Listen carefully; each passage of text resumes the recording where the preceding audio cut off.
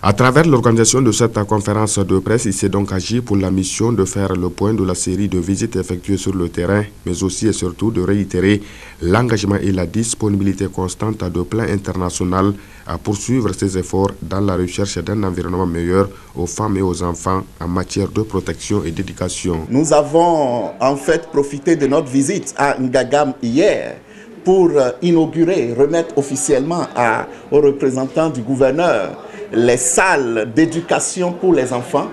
Et j'ai été très impressionné hier de voir que dans ces salles, nous avons des filles qui n'avaient pas eu l'opportunité d'aller à l'école et qui, à travers ce dispositif d'éducation d'urgence, ont la chance d'aller à l'école.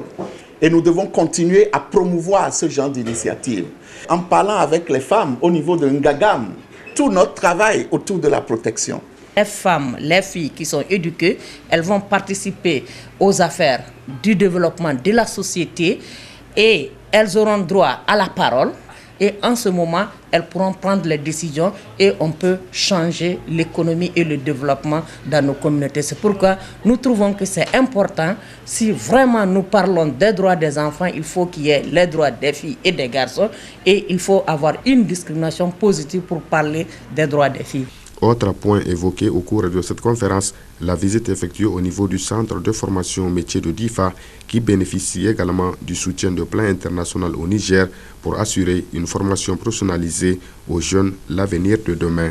C'est de continuer à accompagner cette dynamique pour que ces jeunes puissent avoir l'occasion de créer un environnement meilleur, de créer le futur qu'ils veulent voir, le futur où tout le monde a sa place, où tout le monde est épanoui, où tout le monde vit dans la dignité et dans la sécurité. Et nous sommes convaincus que si on donne de l'espace à ces jeunes, on pourra transformer DIFA. Et mon espoir, c'est de revenir à DIFA dans quelques années et de voir que les choses ont changé. Et ça va être la fierté de nous tous pour avoir contribué à cela. Quant au directeur général des urgences pour l'Afrique, chef de la délégation, il a saisi cette opportunité pour rappeler les grands axes d'intervention de Plan International ainsi que les perspectives d'avenir en matière de réponse aux urgences.